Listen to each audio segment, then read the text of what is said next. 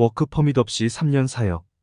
저희가 다른 선교사들에게 워크퍼밋을 내줄 수 있는 뉴 라이프 미니스트리 선교단체가 케냐 정부에 등되어 있습니다. 그런데 저는 워크퍼밋 없이 방문 비자를 가지고 3년째 사역을 했습니다.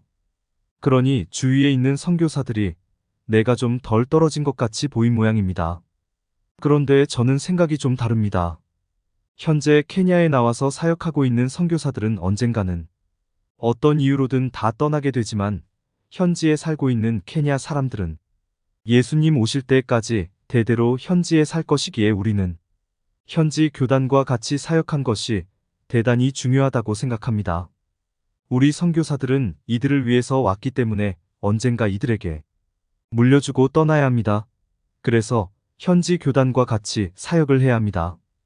그런데 현지 교단에서는 선교를 성경 말씀대로 하려 하지 않고 자기들의 영리를 목적으로 선교사를 영입하고 선교사들은 자기들이 만들어 놓은 프로젝트만을 해주기만을 원합니다. 그렇지 않으면 선교사 워크퍼밋을 가지고 흥정을 하려는 기막힌 일이 생기기도 합니다. 하나님께서는 부족한 저희를 18년 동안 동부 아프리카에서 가장 큰 교단인 PCEA 교단에서 워크퍼밋을 받고 사역을 하게 하셨습니다. 2017년부터 새로운 집행부가 들어서면서 우리에게 워크퍼밋이 문제가 되었습니다. 그 이유는 교단 사역을 해라는 것이죠.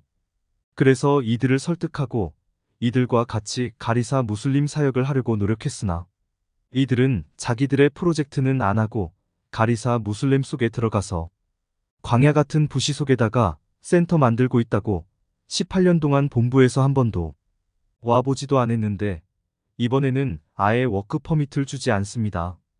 그래서 주님께 맡기고 기도하며 기다리면서 많은 것을 생각하게 되었습니다.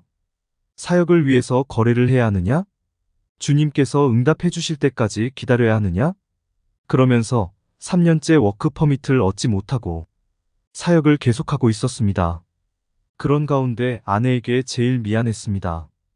방문 비자를 가지고 공항에서 3개월 비자 받고 들어가서 3개월 연장하고 나면 다시 또 나갔다가 들어와야 하기 때문에 가까운 두바이에 가서 2박 3일 다녀오고 그리고 또 시간이 되면 케냐에서 가까운 아부다비에 가서 3박 4일 다녀옵니다.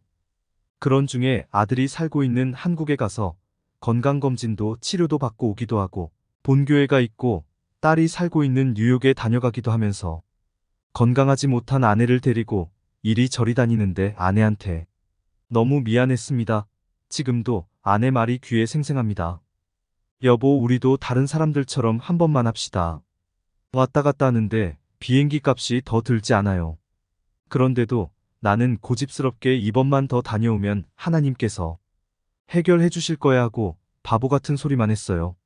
선교사가 어찌 워크퍼밋을 돈을 주고 사서 사역을 한단 말이오. 그리고 나서 아내는 갑자기 사역지에서 하나님의 부르심을 받고 나니 여러 가지 생각이 나를 어렵고 힘들게 만들었습니다. 내가 너무 아내를 고생만 시킨 것도 같았고 좀 더 잘해주지 못한 것이 후회가 되고 잘못해준 것만 생각이 나서 너무너무 미안하고 미안한 내 마음이 나를 짓누리고 힘들게 했습니다. 20년 동안 사역을 하면서 많은 기도 응답을 가지고 기적과 같은 사역을 했는데 이번에는 좀 지루하게 긴 시간을 통해서 생각지도 못한 방법으로 하나님께서 응답해 주셨습니다. 2021년 초에 시온 유나이팅 리폼드 처치 시온 연합개혁교단 총회장인 사무엘 목사를 만나게 해주셨습니다. 그래서 제가 18년 동안 몸담고 있던 PCEA 교단과 관계를 정리하고 시온 연합개혁교회와 함께 가리사 무슬림 부족인 분야야 부족 사역을 할 수 있도록 결정을 하고 시온 장로교단과 사역을 시작했습니다. 그리고 시온 연합개혁교단을 통해서 선교사 비자를 받고 사역을 하고 있습니다.